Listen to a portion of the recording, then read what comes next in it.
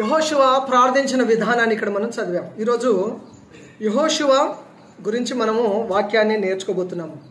పోయిన ఆదివారము జెరుబ్బాబేలు గురించి దేవుని వాక్యాన్ని విన్నాము.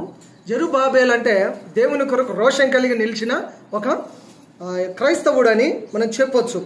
ఈరోజు యెహోషువ తన జీవితంలో ఒక ముఖ్యమైన ఒక సంఘటన ఏంటంటే, యెహోషువ ప్రార్థన చేసి సూర్యుడు ఆగిపోయాడు, చంద్రుడు కూడా ఆగిపోయాడు. యెహోషువ ప్రార్థన చేస్తే సూర్యుడు ఆగిపోవడము, చంద్రుడు ఆగిపోవడము, ప్రకృతి లేదా సృష్టి అంతా స్తంభించిపోవడము మనం చూస్తాము. ఇది జరిగిన సందర్భాన్ని మనం గమనించినప్పుడు దేవుని వాక్యం చెప్తుంది, ఇక్కడ అమాలేకీయులతో యుద్ధానికి వెళ్ళినప్పుడు, అమోరీయులతో యుద్ధాన్ని జరిగించే ఆ టైంలో ఇంకా యుద్ధం అయిపోవట్లేదు, చీకటి పడుతుంది. అప్పుడు యెహోషువ చేసిన ప్రార్థనే సూర్య చంద్రులను ఆపిన ప్రార్థన. దేవునికి స్తోత్రం, హల్లెలూయా. మనం చదివిన ఈ వాక్యంలో ఒకసారి గమనిస్తే యెహోషువ ఈ దివ్యమైన వింతైన ప్రార్థన చేయడానికి ప్రేరేపించబడ్డాడు.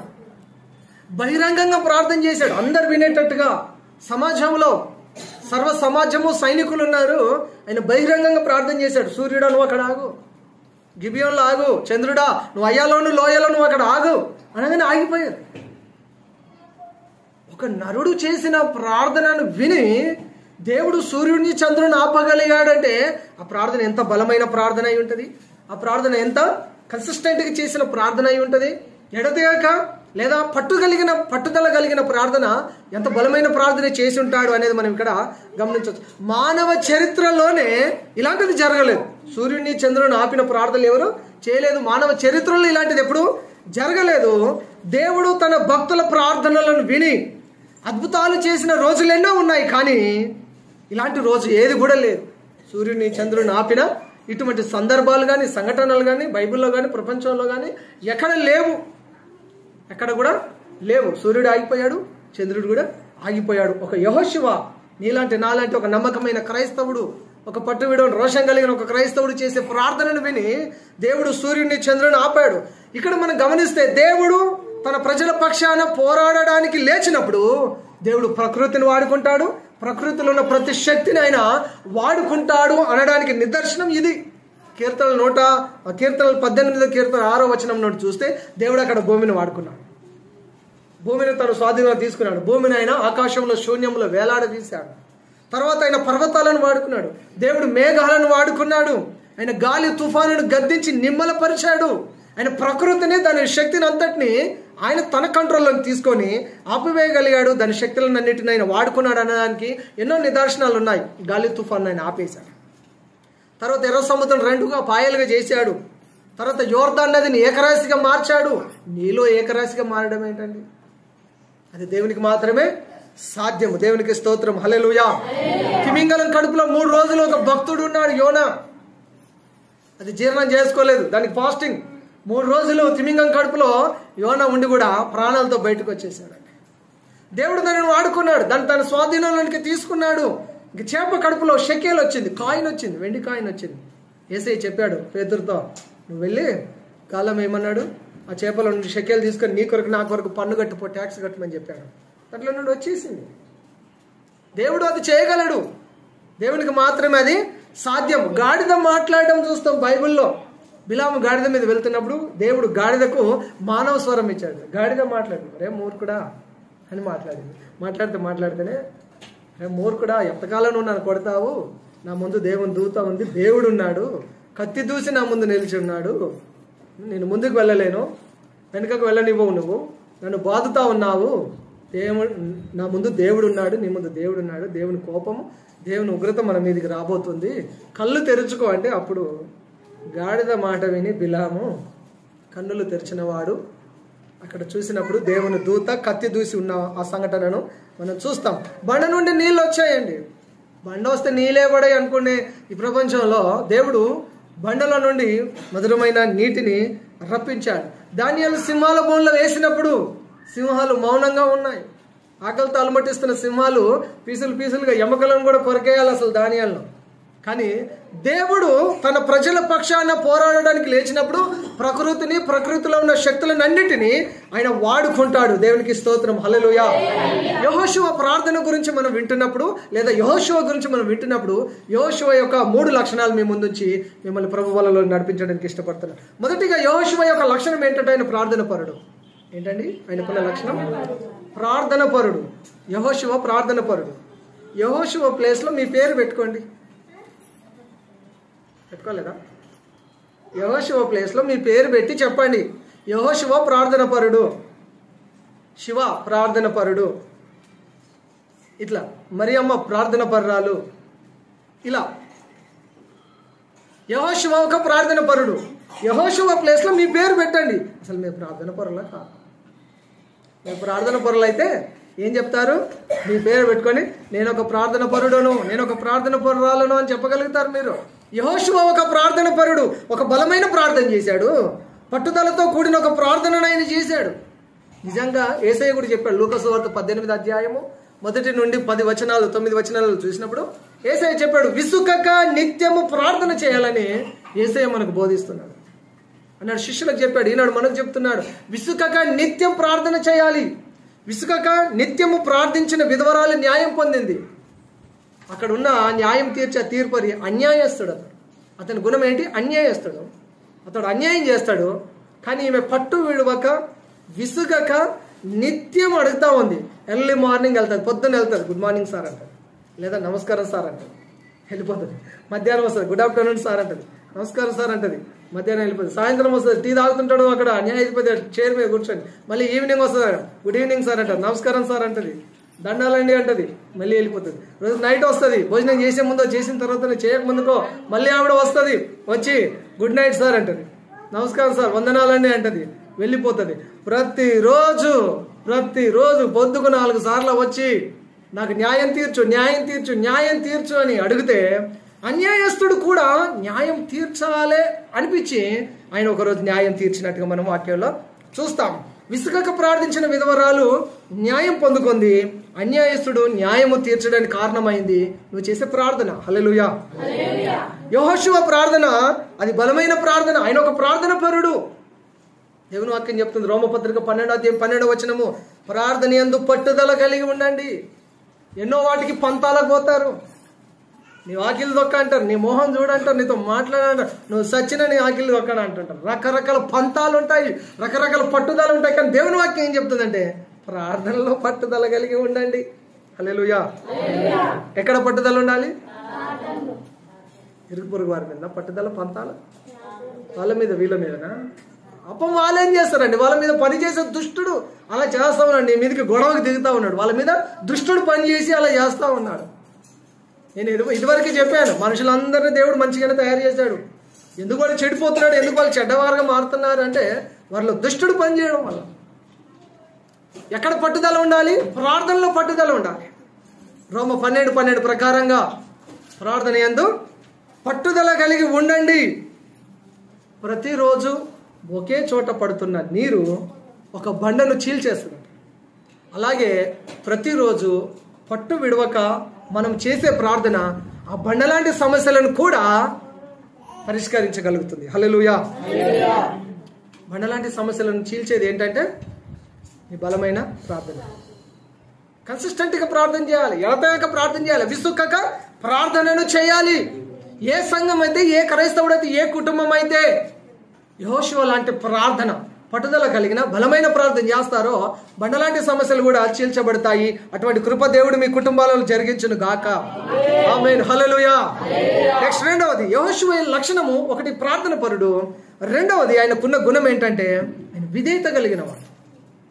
రెండవ లక్షణం యెహోషువకున్నది, అతడు విధేయత కలిగిన వాడు. మరలా మీ పేరు పెట్టుకోండి, యెహోషువ ప్లేస్లో మీ పేరు పెట్టుకోండి. మీరు విధేయత గలవారేనా? మీకు లోబడే తత్వం ఉన్నదా? ఉన్నదా లేదండి? మాకేం అర్థం కావట్లేదు. అసలు మాకు విధేయత ఉన్నదా తెలియదు, లేదా తెలియదు. మాకు విధేయతకు బదులు గర్వం ఉందేమో. అసలు గర్వం ఉందా, విధేయత ఉందా? దేవుని ప్రజలకు ఉండవలసిన లక్షణము ఏమిటి? గర్వమా, విధేయత? మీ దగ్గర ఏముంది? గర్వం ఉంది కదా, అందుకే సైలెంట్గా ఉన్నారు. మీరు గర్విష్ఠులా? నన్ను అంటుంటారు చాలామంది, అంటుంటారు, వాడేంటారు వాడికి బాగా గర్వం అని అంటుంటారు. నేను గర్వాన్ని ప్రదర్శించింది ఎప్పుడు ఎక్కడ లేదు. అంటే మరి నేను చెబితే కాదు, మరి ఇతరులు చెప్పాలి. ఒక 2-3 వాడికి బాగా ప్రౌడ్ అంటున్నారు, వాడికి బాగా గర్వం అంటుంటారు, నచ్చక రకరకాలుగా అంటుంటారు. నిజానికి నాలో గర్వము లేదు. నేను నిజంగా గర్విష్ఠనైతే, నేను అందరికీ స్పందించను. గర్వం కలిగిన వాడు ప్రతి వాడికి స్పందించాడు. విధేయత గలవాడు అందరికీ రెస్పాండ్ అవుతాడు, అందరికీ అందుబాటులో ఉంటాడు. అన్ని రకరకాల ప్రజలు కనిపిస్తారు, అందరితో అదే ప్రేమపూర్వకంగా మాట్లాడతారు. విధేయత కలిగిన వాడు. గర్విష్ఠి ఎవరిని పట్టించుకోడు, అనుకుంటే అటు నుంచి అటే వెళ్ళిపోతుంటుంటాడు.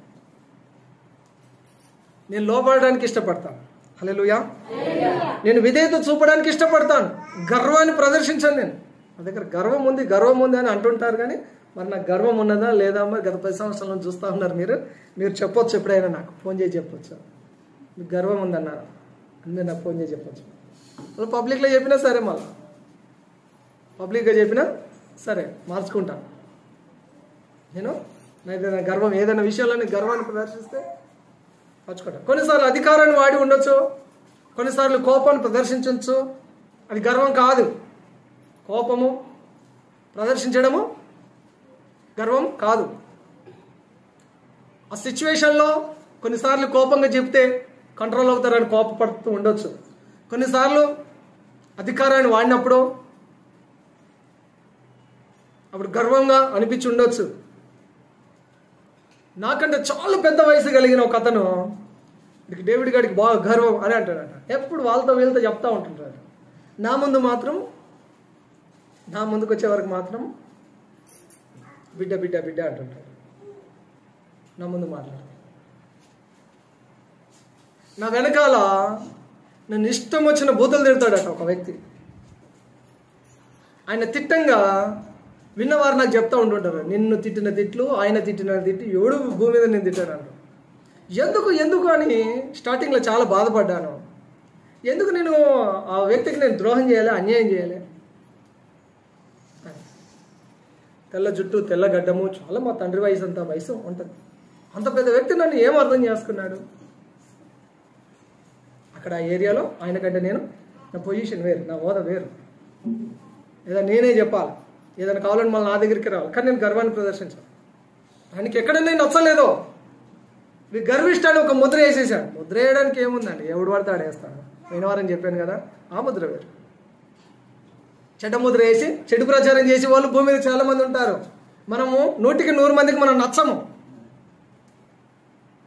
99 మందికన్నా నచ్చొచ్చు, ఒకరికి నచ్చకుండా ఉంటాం. అందరికీ నచ్చాలని రూల్ కూడా ఏమీ లేదు. మన మీద చెడ్డ ముద్ర వేసే వాళ్ళు ఉంటుంటారు. గర్వము క్రైస్తవుడికి ఉండకూడదు. యెహోషువ విధేయత గలవాడు. హల్లెలూయా.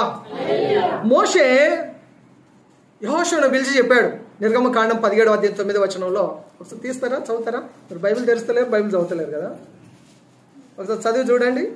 నిర్గమకాండం 17:9.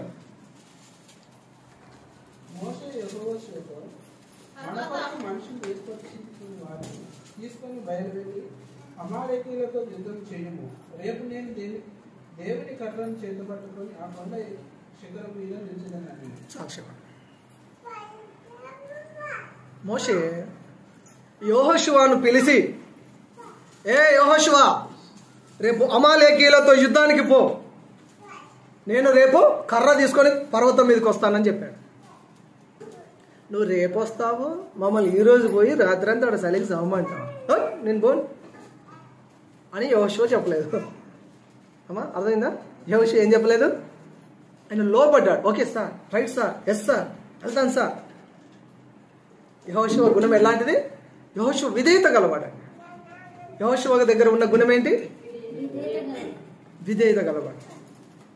మోషే చెప్పాడు, రేపు యుద్ధానికి పోవాలి అమాలేకీయుల మీదకి అని చెప్పాడు. ఎస్ సార్, ఓకే సార్, వెళ్తాను సార్. వెళ్ళాడు, యుద్ధ భూమిలో రెడీగా ఉన్నాడు. నెక్స్ట్ డే మోషే కర్ర పట్టుకొని అహరోను ఊరులను పట్టుకొని వెళ్ళి పర్వత శిఖరం మీద కూర్చున్నాడు. యుద్ధం ఎవరు చేయాలి? యెహోషువ చేయాలి. యుద్ధం గెలవడానికి వెనకాల నుండి ప్రోద్బలం కావాలి. ఎవరివ్వాలి? నాయకుడు మోషే ఇవ్వాలి. మోషే నాయకుడు కర్ర పట్టుకొని వచ్చాడు. అహరోను ఊరు యాజకులను తీసుకొని వచ్చాడు. కొండ మీద కూర్చున్నారు. వారు చేతులెత్తి ప్రార్థన చేయడం మొదలుపెట్టారు. ఇక్కడ యెహోషువ యుద్ధం చేయడం, యుద్ధంలో గెలవడము మనము చూస్తాం. యెహోషువ దగ్గర బ్యూటీ ఏంటి అంటే అతడు విధేయత కలిగినవాడు. నిజానికి యెహోషువ చూస్తే యుద్ధంలో ఉన్న ఒక సైనికుడు, ఒక కమాండర్ ఎలా ఉంటాడంటే చాలా సీరియస్గా ఉంటాడు. ఎవరు లెక్క చేయకుండా ఉంటుంటాడు. మనకు అట్లా కనిపిస్తుంటాడు అవుట్వర్డ్ లుక్ అంతా. కానీ ఆయన దగ్గర ఏముంది? విధేయత ఉన్నది. మోషే చెప్పింది చేశాడు. మోషే చెప్పింది చెప్పినట్టుగా చేసేవాడు యెహోషువ. కాబట్టి మోషే చనిపోయిన తర్వాత మోషే స్థానంలోనికి వెళ్ళి కూర్చున్నాడు యెహోషువ. యెహోషువ ఆయన హైట్స్కు తీసుకెళ్ళింది ఏంటి అంటే విధేయత. ఒక మనిషి ఉన్నత స్థితికి వెళ్ళాలి అంటే అతని దగ్గర ఖచ్చితంగా ఉండవలసిన గుణం విధేయత. యేసయ్య చెప్పాడు, తనను తాను తగ్గించుకున్నవాడు ఏమవుతాడు? తగ్గించబడతాడా? తనను తాను తగ్గించుకున్నవాడు హెచ్చించబడతాడు. మరి తనను తాను హెచ్చించుకున్నవాడు తగ్గించబడతాడు. ఏది కావాలో మనకు? మిమ్మల్ని మీరు హెచ్చించుకుంటారా? దేవుడు హెచ్చించాలా? మిమ్మల్ని మీరు తగ్గించుకుంటారా? దేవుడు మిమ్మల్ని తగ్గించాలా? తనను తాను తగ్గించుకున్నవాడు హెచ్చించబడతాడట. విధేయతలో ఆశీర్వాదం ఉన్నది. కాబట్టి నేను విధేయత చూపడానికి నేను ఇష్టపడతాను. ఒక నాయకుడు ఉన్నాడు మా మీద. ఈ నాయకుడు నాకే పని చెప్పట్లేదు. ఈయనకంటే ముందున్న నాయకుడు అన్ని పనులు నాకు చెప్పేవాడు. నాతో పాటు అప్పటి నుండి ఉన్నావు కదన్నా, ఇది చేయి, అది చేయి, అది చేయి, ఇది చేయి, ఇది చేయి, అది చేయి, అన్ని పనులు చెప్పేవాడు. నాయకుడు పోయిన తర్వాత ఇంకొక నాయకుడు వచ్చాడు. ఈ నాయకుడు, ఈ పాస్టర్ నాకు ఏ పని చెప్పట్లేదు. నేను అనుకున్నాను, అరే నాకు ఏ పని చెప్పట్లేదు. ఈ డేవిడ్ చాలా కాలం నుంచి ఉన్నాడు. ఇతను కూడా one of the top 5 top 10లోనో ఉండి ఉంటాడు.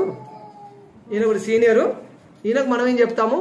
ఈయన తర్వాత మనం నాయకత్వంలోకి వచ్చాము. ఈయనకేం చెప్తాం? మనం చెప్తూ వీడు వింటాడో వినడో. బయటికి ఫేస్ కొంచెం సీరియస్గా ఉండి వినడంలాగా లేదా లెక్క చేయడంలాగా కొన్నిసార్లు అనిపిస్తుంటుంటాను. నన్ను చూస్తుంటుంటాను, అలా అనిపిస్తుంటుంటాను. అట్లా అనుకున్నాడో ఏమో అని చెప్పేసి ఒకరోజు నేనే వెళ్ళిపోయినా ఆయన దగ్గరికి, నాయకుడి దగ్గరికి వెళ్ళిపోయి, నాయకుడా మీరు ఏది చెప్పినా నేను వినడానికి రెడీ. మీరు ఏది చెప్తాది నేను చేయడానికి రెడీ.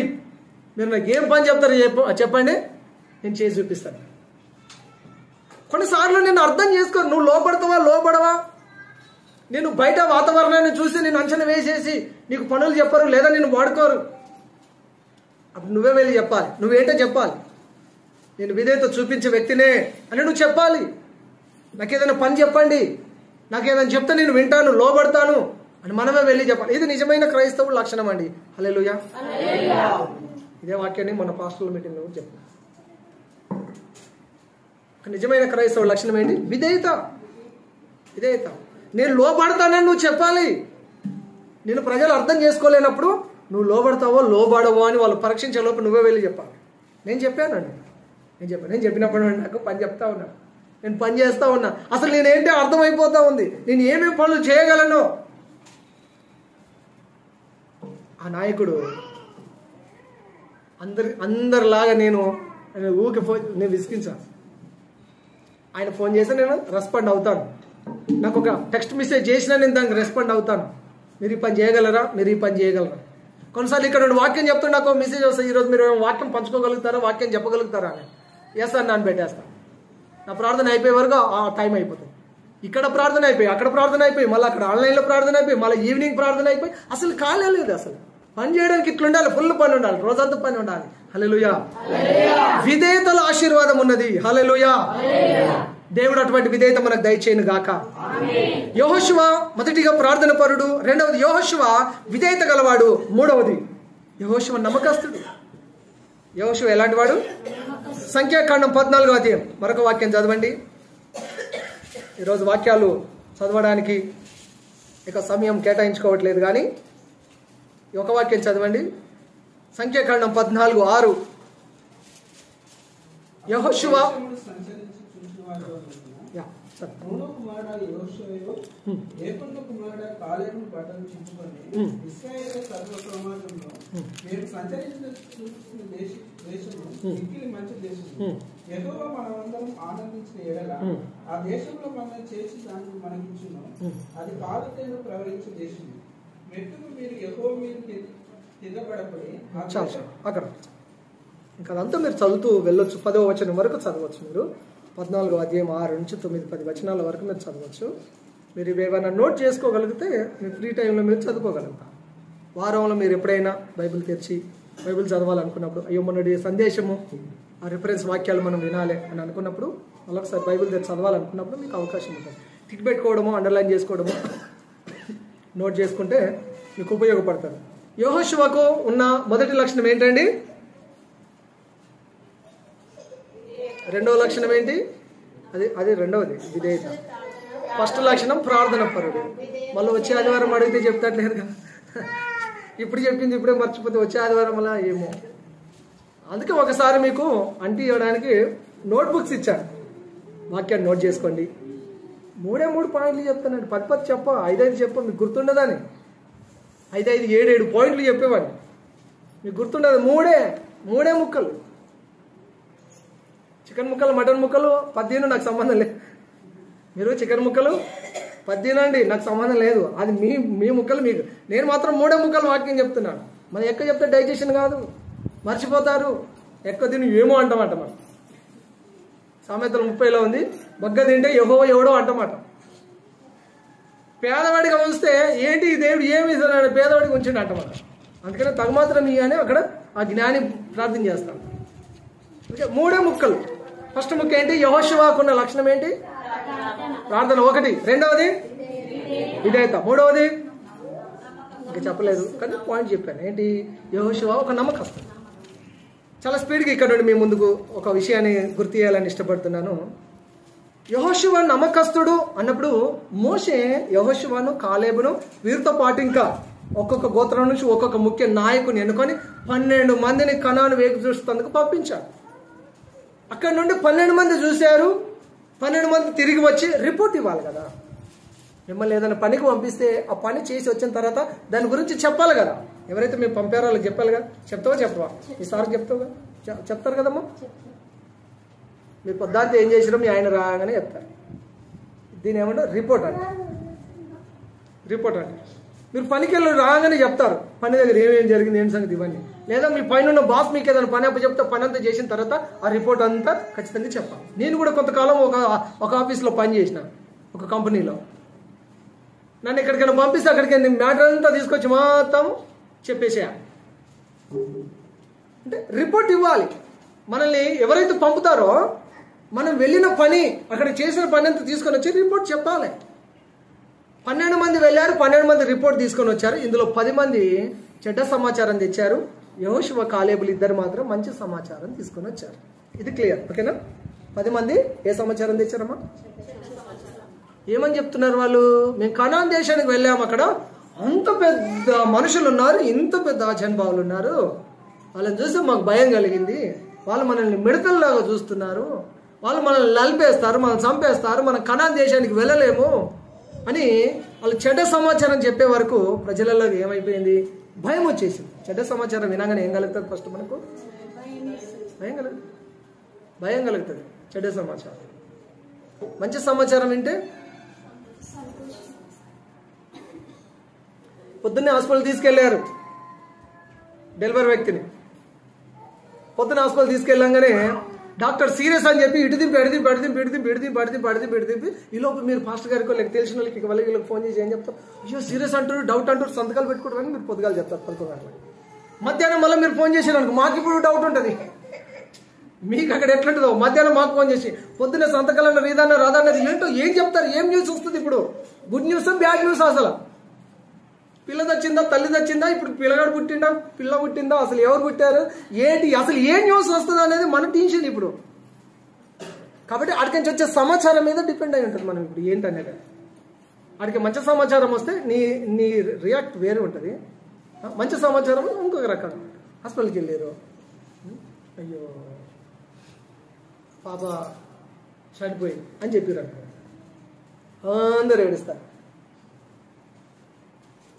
కొడుకు పుట్టాడు అని అన్నారు అనుకో, ఎక్కడికి స్టార్ట్ అవుతాయి సంబరాలు? ఆ వార్డులో నుండి సంబరాలు స్టార్ట్ అవుతాయి. సీటు పంచకాలు, లడ్డు పంచడు, అందరికి ఫోన్ చేసి చెప్తారు. ఒక 5:30కి ఫోన్ చేసారు, ఒక కొడుకు పుట్టాడు, కంగ్రాచులేషన్ అని చెప్పి. పొద్దున్నే వెళ్ళిపోయినా హాస్పిటల్ పోయి, అక్కడ మన క్రైస్తవరాలు ఒక ఆవిడ ఉంటుంది, ఆమెకు ఫోన్ చేసిన. రాత్రంతా నేనే చూసుకున్నానన్నా, కానీ బాబు బాగానే పుట్టిండు, నార్మల్గా పుట్టిండు, అమ్మ నార్మల్గా పుట్టిండు, బాగానే పుట్టిండు, కానీ 6 నెలలు ట్రీట్మెంట్ తీసుకుంటే బాగా అవుతుంది. అయ్యో అని ఇట్లాంటిది ఒకటి ఎమోషనల్ టచ్ ఉంటుందండి. అయ్యో అంటే సమాచారం గురించి, మంచి సమాచారం, చెడ్డ సమాచారం. కొడుకు పుట్టిండు అని 5:30కి ఫోన్ చేశాడు, కంగ్రాచులేషన్ చెప్పాను, బాగుంది. నేను 10 గంటలకు వెళ్ళి చూస్తాను, వెళ్ళాను టిఫిన్ తీసుకొని. వీళ్ళు చెప్పట్లేదు, ఆల్రెడీ అక్కడ హాస్పిటల్లో మనకు తెలిసిన వాళ్ళు ఉన్నారు కదా అని చెప్పేసి నేను వాళ్ళకి ఫోన్ కొడతా. వాళ్ళు చెప్తున్నారు 6 months దాకా ట్రీట్మెంట్ తీసుకుంటే బాగా అవుతుంది. ఇప్పుడు కూడా ఇంకా హాస్పిటల్లో ఉన్నాడు, నెల అయిపోతుంది. బాగాలేందుకు కూడా వెళ్ళిపోయి హాస్పిటల్లో పరిస్థితులు చూడాలి ఎట్లా ఉంటున్నాయి. రకరకాల ప్రాబ్లమ్స్, రకరకాల సమస్యలు సమాజంలో ఉన్నాయి. మనం అందరినీ ఉద్ధరించలేమేమో, కానీ నిజంగా నువ్వు ఒక ప్రార్థన పరురాలు అయితే ఇటువంటి బ్యాడ్ సిచ్యువేషన్ జరుగుతున్న కుటుంబాలలో ఎంతో కొంత దేవుని కార్యం, మేలు, వారి రక్షణ కలిగేటట్టుగా నీ ప్రార్థన తప్పకుండా ఉంటుంది. హల్లెలూయా. 10 మంది చెడ్డ సమాచారం తీసుకొని వచ్చారు, అందరూ భయానికి గురయ్యారు. ఒక యెహోషువ కాలేబులు మాత్రము మంచి సమాచారం తెచ్చారు. ఎందుకంటే వీళ్ళు నమ్మకమైన వారు. వీళ్ళెవరు? మీరు చదువుతానంటే అద్భుతమైన ఒక 3 ఆణిముత్యాలు లాంటి మాటలు చూపిస్తాను సామెతలలో కలిసి. యెహోషువ నమ్మకమైన వారు మంచి సమాచారం తీసుకొని వచ్చాయని చెప్పాడు. యెహోషువ చెప్పాడు సర్వ సమాజానికి. మీరు అక్కడ చదివితే కనుక 6వ వచనం నుండి ఆయన చెప్పాడు. 6వ వచనం నుంచి మీరు చదివినప్పుడు మనం చూస్తాం, యెహోషువ కాలేబులు సర్వ సమాజం ఎదుట సాగిలపడి బట్టలు చింపుకొని, అయ్యా మీరు ఆ దుర్వార్తకు మీరు భయపడకండి, మేము చూసి వచ్చిన దేశం మంచి దేశం అని చెప్పాడు. ఒక పాజిటివిటీని క్రియేట్ చేస్తున్నాడు చూడండి యెహోషువ. నమ్మకమైన వాడు మంచి సమాచారం తెస్తాడండి. చెడ్డదానిలో కూడా మంచిది తీసుకొని రావడానికి ట్రై చేస్తుంటుంటాడు. నిజానికి అక్కడ ఉన్నత దేవులే, కానీ వారి విశ్వాసంతో పలికిన మాట ఎలాంటి మాట పలికాడంటే, నిశ్చయముగా అది మంచి దేశము, అది పాలు తేనెలు ప్రవహించే దేశము, నిశ్చయముగా దేవుడు మనకు ఆ దేశాన్ని ఇస్తాడు, దేవుడు మనకు తోడై ఉన్నాడు, మనం వెళ్తాము, దాన్ని స్వాధీనం చేసుకుంటాము, అక్కడ మనం నివాసం చేస్తాము. హల్లెలూయా.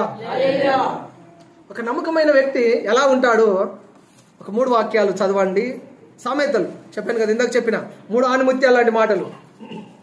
సామెతలు 13:17. సామెతలు 13. నమ్మకమైన రాయబారి ఔషధం వంటివాడు. నమ్మకమైన రాయబారి ఔషధము వంటివాడు. ఔషధం అంటే తెలుసు కదండి, బాగలేకపోతే సిరపో, టాబ్లెటో, టానికో, సెలెనో, అదే ఔషధం, మెడిసిన్స్. ఒక నమ్మకమైన రాయబారి అతడు తీసుకొచ్చే సమాచారము, అతడు రావడము మనకు ఒక ఔషధం లాగా, మనకు మందే, మన రోగానికి మందు. నమ్మకమైన రాయబారి ఔషధం వంటి వాడు, గుర్తుపెట్టుకోండి. నెక్స్ట్ 2వది అక్కడే సామెతలు 25:13.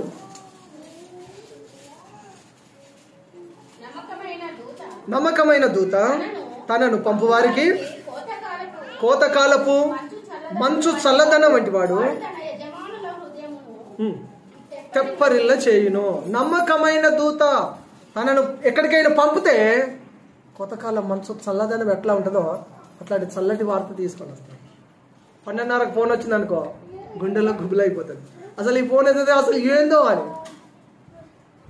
అసలు ఈ ఫోన్ ఎత్తితే ఏందో అని. 12 తర్వాత 1 గంటకు వచ్చిన ఫోన్లు నాకున్నాయి. అందులో బాగా నన్ను భయపెట్టి బాధకు గురి చేసిన ఫోన్ ఏంటంటే, ఇప్పుడు శివ వాళ్ళ నాన్న బాలనరసయ్య అన్న చనిపోయిన ఫోన్ కాల్. ఆ ఫోన్ కాల్ చాలా భయానికి, చాలా బాధకు, చాలా దుఃఖానికి గురి చేసింది. ఆ టైంలో ఫోన్లు వస్తే, 12 తర్వాత ఫోన్లు వస్తే ఎగ్జాక్ట్లీ అది ఖచ్చితంగా ఎమర్జెన్సీ కాల్ అయింది. నార్మల్ కాల్ నార్మల్ టైంలోనే చేస్తారు. వితౌట్ టైంలో వచ్చే కాల్, ఫోన్ కాల్, అది ఖచ్చితంగా ఎమర్జెన్సీ అయి ఉంటుంది. ఎవరికైనా బాగలేకపోయి ఉండాలి, ఎవరైనా ఎమర్జెన్సీ తీసుకెళ్తూ ఉండాలి, ఎవరైనా అసలు ఏం జరుగుతుందో తెలియని పరిస్థితి అయి ఉండాలి, లేదా ఎవరైనా చనిపోయి ఉండాలి.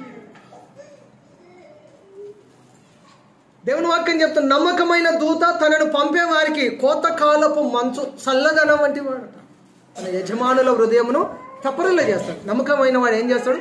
యజమానుల హృదయాన్ని తెప్పరిల్ల చేస్తాడు, సంతోషపరుస్తాడు, నిమ్మలపరుస్తాడు, బాధ పెట్టాడు, దుఃఖ పెట్టాడు. నమ్మకమైన వ్యక్తి. మూడవ మాట అక్కడే సామెతలు 28:20. నమ్మకమైన వారికి దీవెనలు మెండుగా కలుగుతాయి. చాలు అక్కడ వరకు. నమ్మకమైన వానికి దీవెనలు మెండుగా కలుగుతాయి. ఈ మాటలను ఎత్తిపట్టి మీరు ప్రార్థన చేయవచ్చు. నమ్మకం గురించి, నమ్మకత్వం గురించి 3 ఆణిముత్యాలు లాంటి మాటలలో ఒకటి చదివాం మనము. నమ్మకమైన రాయబారి ఔషధం వంటి వాడు. ఈ ఒకటే లైన్ మీద 1 గంట ప్రసంగం చేశాను. మరి ఇక్కడ చేశానో లేదో నాకు గుర్తులేదు, కానీ ఇది నాకు కొన్ని సంవత్సరాల కిందట నా ఫేవరెట్ సబ్జెక్టుగా ఉండే. నమ్మకత్వం గురించి, రాయబారి గురించి, ఔషధం గురించి 3 మాటలు గంట బోధించేవాడిని. ఎక్కడికి వెళ్ళినా బోధించేవాడిని. కొన్ని సంవత్సరాల కిందట కొత్తలో ఎక్కడికి వెళ్ళినా నమ్మకత్వం గురించి, రాయబారి గురించి, ఔషధం గురించి బోధించేవాడు. ఈ ఒకటే లైన్ మీద నమ్మకమైన రాయబారి ఔషధం వంటి వాడు. నెక్స్ట్ రెండవది, నమ్మకమైన దూత తనను పంపేవారికి కోతకాలపు మంచు చల్లదనం వంటి వాడు. వాడు తన యజమానుల హృదయంను తెప్పరిల్ల చేస్తాడని. నమ్మకంగా ఉండేవారికి దీవెనలు అధికంగా ఉంటాయి. హల్లెలూయా. యెహోషువ నమ్మకస్తుడు. యెహోషువ నమ్మకస్తుడు కాబట్టి కనాను దేశానికి వెళ్ళగలిగాడు, స్వాస్థ్యాన్ని అనుభవించగలిగాడు. దేవుని పేరు కలిగిన వాడు యెహోషువ. అది దేవుని పేరు అండి. యెహోషువ, యేషువ, జాషువా, ఇది దేవుని పేరు. యెహోషువకు పెట్టబడింది. ఆయన పేరు పెట్టబడిన జనులు తమను తాము తగ్గించుకొని ఆయన సన్నిధిలో ప్రార్థిస్తే తప్పకుండా దేవుడు మన ప్రార్థనలు విని మన పాపములను క్షమించి మనల్ని స్వస్థపరుస్తాడు, మన సంఘాన్ని స్వస్థపరుస్తాడు, మన దేశాన్ని స్వస్థపరుస్తాడు. మనము ప్రార్థన పరులుగా ఉందాము, దేవునికి విధేయత చూపేవారుగా ఉందాము, నమ్మకమైన వారిగా ఉందాము. అటువంటి కృప దేవుడు మనకు దయచేయను గాక. ఆమేన్. ప్రార్థన చేసుకుందాం.